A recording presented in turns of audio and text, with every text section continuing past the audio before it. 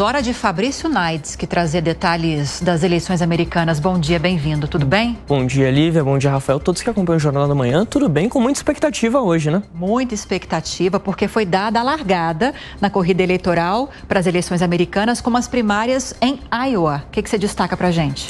Olha, primeiro de tudo, muito frio por lá, viu? Menos 26 graus Celsius. Atrapalhou a campanha, né, no fim de semana? Atrapalhou a campanha, nevasca por todos os lados. Lá, esse é um estado no norte dos Estados Unidos, quase no Canadá já.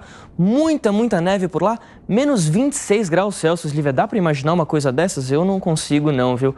Mas olha só, quem vai para a disputa hoje quer uma disputa quente, principalmente os adversários de Donald Trump. Isso porque o ex-presidente dos Estados Unidos é o amplo favorito, é o largo favorito nessa disputa.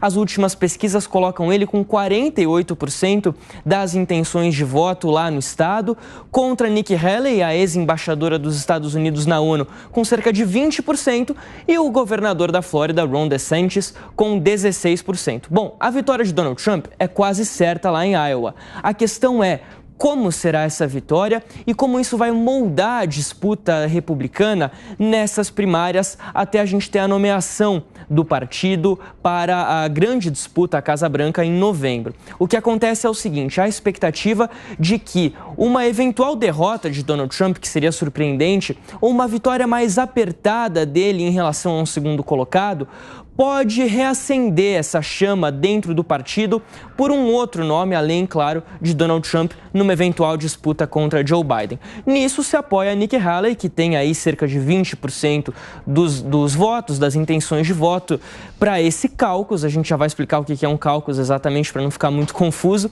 mas ela recebeu recentemente o apoio, a expectativa do apoio dos eleitores de Chris Christie, que deixou a corrida na última semana, e ela vem então com essa expectativa. Por que a gente está falando aqui muito de Nikki Haley? Porque a expectativa da campanha era de uma performance melhor na semana que vem, no estado de New Hampshire, que é um estado visto como um pouco mais moderado lá na campanha nos Estados Unidos.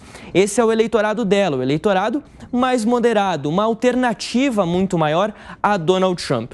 Aí também nessa história tem Ron DeSantis. Qual é a situação do governador da Flórida nesse momento? Quando ele lançou a campanha lá atrás, a pré-campanha, em 2023 ainda, o governador da Flórida era visto como o principal rival de Donald Trump. Mas isso não se confirmou. A campanha dele não ganhou aquela força, não ganhou aquele impulso para decolar até agora. E inclusive uma derrota mais acachapante hoje pode até mesmo tirá-lo em definitivo da disputa. Ele via ali o estado de Iowa como um verdadeiro do or die, que é a expressão que eles usam em inglês para falar assim, vai ou racha. E agora parece que vai rachar mesmo, viu? É o que indicam as pesquisas. Mesmo a campanha de Ron DeSantis já começa a tirar o pé, joga a pressão em Nikki Haley, que tem mais dinheiro nessa campanha, foi melhor nos debates até agora.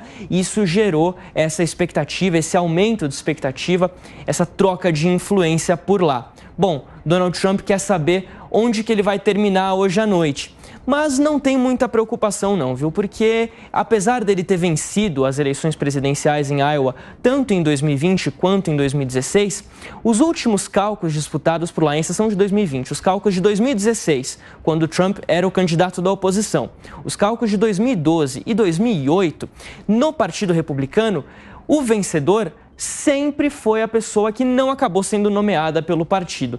Só para a gente ilustrar aqui, Lívia, como é que vai ser essa disputa, essa corrida, esse começo do tabuleiro. A nossa equipe preparou uma arte que mostra o caminho até novembro, a corrida lá para a Casa Branca. Então hoje o primeiro caucus republicano em Iowa, 15 de janeiro. Semana que vem tem primária lá em New Hampshire entre os democratas e também entre os republicanos. Em 5 de março a gente vai ter aquela super terça, aquele dia muito animado para a nossa editoria de internacional, que vai trabalhar bastante. Sim. 15 estados vão estar em disputa. As últimas primárias são em junho. Aliás, a última primária em Guam, um território ultramarino dos Estados Unidos, em 8 de junho.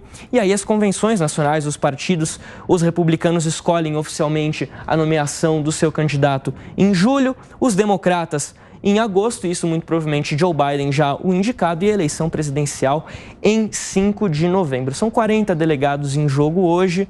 muito provavelmente Donald Trump vai vencer. O caucus, é importante a gente falar qual é a diferença, tá? O caucus é o seguinte, a primária, como a gente fala propriamente, é muito parecido com a eleição de fato. Tem a sessão eleitoral, é organizado pela comissão eleitoral de cada estado, é realmente uma prévia da votação que a gente vai ver lá em novembro. O caucus é um pouco mais rústico, vamos dizer assim. Quem organiza são os próprios partidos, as pessoas, o voto pode ser tanto aberto quanto em urna. O voto aberto às vezes é num ginásio, é num salão de uma igreja, alguma coisa assim.